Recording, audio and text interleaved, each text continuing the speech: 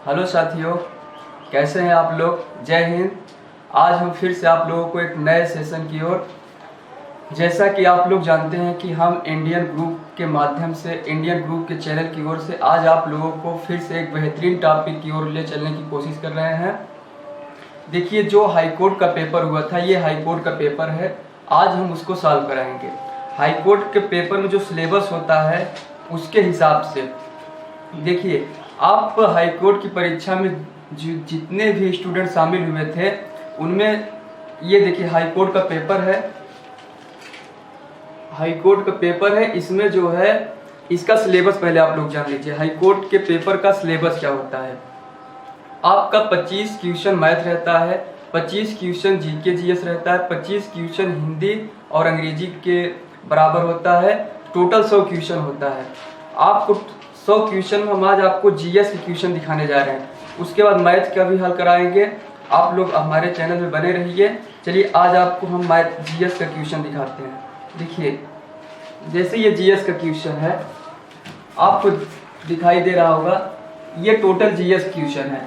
देखिए, परीक्षा में आप जब सम्मिलित होते हैं तो आपसे किस तरीके से क्वेश्चन पूछा जाता है, उसके लिए आज हम केवल आपको प्रश्नों पर आधारित क्वेश्चन कराएंगे।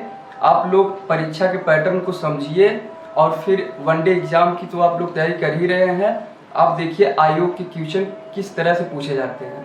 देखिए, इसमें जो है पहला क्वेश्चन क्या पूछा है। पहला क्वेश्चन पूछा है, भारत का सर्वोच्च वीरता पुरस्कार कौन सा है। भारत का सर्वोच्च वीरता पुरस्कार कौन सा है, और आपको ऑप्शन दे देता है परमवीर चक्र, परम विशिष्ट सेवा पदक, कीर्ति चक्र, वीर चक्र।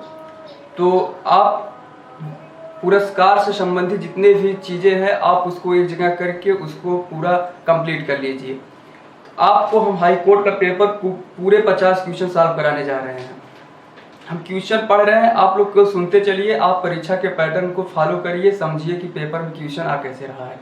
देखिए, आपका पहला क्वेश्चन है जो आयोग ने पूछा था। देखिए, ये आयोग की क्वेश्चन है, आप लोग देख लीजिए पूरे। देखिए 26, 27, 28, 29, 30, 26 से क्वेश्चन शुरू हुआ है। 26, 27, 28, 29, 30 और फिर उसके बाद 31, 32, 33, 34, 35, 36 जो भी क्वेश्चन है आप लोग एक बार स्क्रीनशॉट ले लीजिएगा और फिर हम क्वेश्चन को बोलेंगे, आप समझ जाइएगा। ओके, चलिए ठीक है। देखिए, भारत का सर्वोच्च वीरता पुरस्कार कौन सा है। तो भारत का सर्वोच्च वीरता पुरस्कार परमवीर चक्र है। कौन सा? परमवीर चक्र।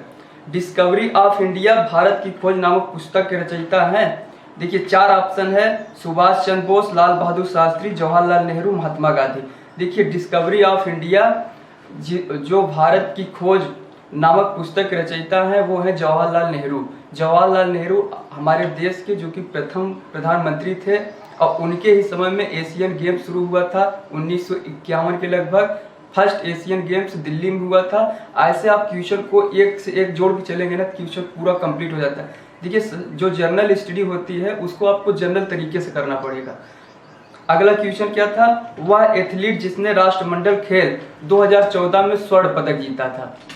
देखिए, वह एथलीट जिसने राष्ट्रमंडल खेल में स्वर्ण पदक जीता था। इसमें राष्ट्रमंडल खेल के साथ साथ आपको टाइमिंग दे दिया है 2014। 2014 में जो एथलीट थे वो थे विकास सिंह गौड़े। विकास सिंह गौड़े ने स्वर्ण पदक जीता था एथलीट में। फिर दिया है, क्रिकेट में प्रत्येक स्टंप की लंबाई कितनी होती है। क्रिकेट में प्रत्येक स्टंप की लंबाई कितनी होती है। ऑप्शन दिया था 30 इंच, 32 इंच, 25 इंच, 28 इंच। तो देखिए, क्रिकेट में जो प्रत्येक स्टंप की लंबाई होती है वो 28 इंच होता है। क्रिकेट में प्रत्येक स्टंप की लंबाई 28 इंच।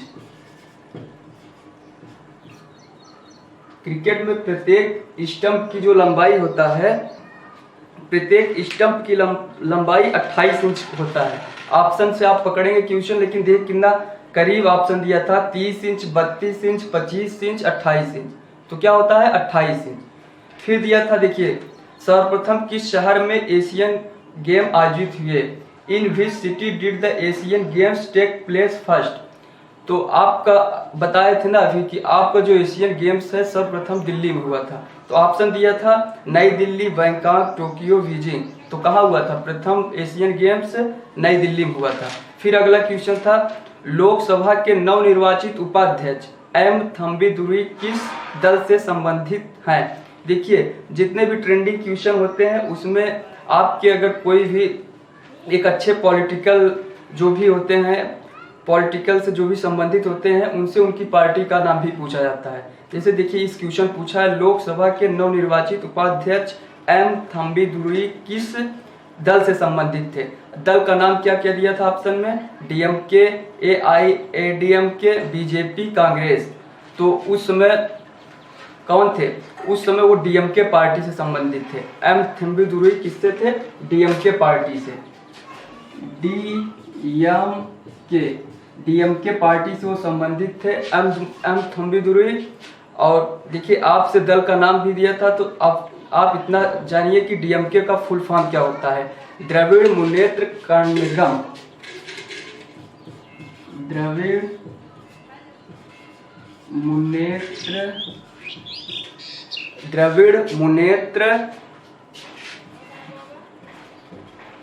कड़गम। देखिए डीएमके का फुल फॉर्म द्रविड़ मुनेत्र कड़गम। द्रविड़ मुनेत्र कड़गम। और इसका देखिए डीएमके द्रविड़ मुनेत्र कड़गम। और डीएमके आपका पार्टी कहाँ से बिलोंग करता है? तो डीएमके जो है भारत के तमिलनाडु राज्य की एक राजनीतिक पार्टी है। उससे एम थम्बीदुरई संबंधित थे, जो कि लोकसभा के उपाध्यक्ष थे। तो आपसे क्वेश्चन ऐसे तरीके से पूछता है, घुमा के थोड़ा से। और फिर क्वेश्चन था अगला क्वेश्चन, तेलंगाना राज्य के निर्माण के बाद भारत में राज्यों की संख्या कुल कितनी हो गई? देखिए सबसे लास्ट में हमारे राज्य में जो शामिल हुआ तेलंगाना था, वो 29वां राज्य था जिस समय शामिल हुआ था। उसके पहले 28 राज्य थे, फिर तेलंगाना बना तो 29 राज्य हो गए। फिर अगला क्वेश्चन है, मनुष्य के कितने दांतों को दूध के दांत कहते हैं? मनुष्य के कुल कितने दांतों की संख्या होती है जिसको दूध के दांत कहते हैं? ऑप्शन में था 20, 22, 12, 18। तो क्या होगा? मनुष्य में कुल दूध के दांत कितने होते हैं? 20 होते हैं। दूध के दांतों की संख्या 20 होता है। फिर अगला क्वेश्चन था, रेशम के कीड़े से किस अवस्था में रेशम की प्राप्ति होती है? तो रेशम के कीड़े के जो प्यूपा होता है उससे रेशम की प्राप्ति होती है। रेशम के कीड़े के किस भाग से, किस अवस्था में रेशम की प्राप्ति होती है? तो प्यूपा से। फिर अगला क्वेश्चन था, निम्नलिखित में से कौन सा रक्त समूह सार्वत्रिक रक्तदाता होता है? देखिए हमारे शरीर में 4 प्रकार का रक्त होता है, 4 प्रकार के ग्रुप होते हैं। जो ए होता है, A group, B group, A B group, O group. जो ए बी होता है वो हमारा सर्वग्राही होता है। और आपसे क्वेश्चन पूछा था कि समूह का सर्वात्रिक रक्तदाता जो सबको दे सकता है वो ओ होता है। वो ओ जो है, ओ रक्त समूह वाले व्यक्ति किसी को भी रक्त दे सकते हैं। और रक्त समूह की खोज किसने किया था? कार्ल लैंडस्टीनर ने किया था। तो ऐसे भी ये भी क्वेश्चन पूछा गया है कि रक्त समूह की खोज किसने किया था? तो कार्ल लैंडस्टीनर ने किया था। और रक्त समूह में सर्वग्राही कौन होता है? ए बी होता है। सर्वदाता कौन होता है? ओ होता है। फिर अगला क्वेश्चन क्या था आपका? अगला क्वेश्चन था एटीएम का अर्थ होता है। एटीएम का अर्थ मतलब एटीएम का आपका फुल नेम पूछा था। ATM stands for automated teller machine. ATM का full form automated teller machine. फिर क्वेश्चन था, कुनैन की दवा प्राप्त होती है।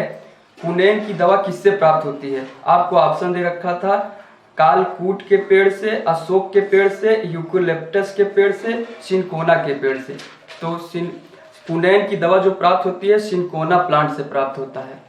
और अगला क्वेश्चन था, अजैव निम्नीकरणीय अपशिष्ट पदार्थ से छुटकारा पाने का सर्वश्रेष्ठ तरीका है। अजैव निम्नीकरणीय क्या होता है उसको आप समझिए। फिर अपशिष्ट पदार्थ से छुटकारा पाने के लिए सबसे सर्वश्रेष्ठ तरीका है। ऑप्शन में था दफन, पुनर्चक्रण, दहन, छेपड़। तो इसका क्या होगा? दफन होगा, दफन। फिर क्वेश्चन था, राज्य सरकार का आधिकारिक विधिक सलाहकार होता है। देखिए राज्य सरकार का जो आधिकारिक विधि सलाहकार होता है वो क्वेश्चन पूछा था, पॉलिटिक्स से क्वेश्चन आया था। आप इसको बताइए। इसमें 4 ऑप्शन दे रखा था, महान न्यायवादी, महाधिवक्ता, मुख्य न्यायाधीश, उच्च न्यायालय के न्यायाधीश की एक पीठ।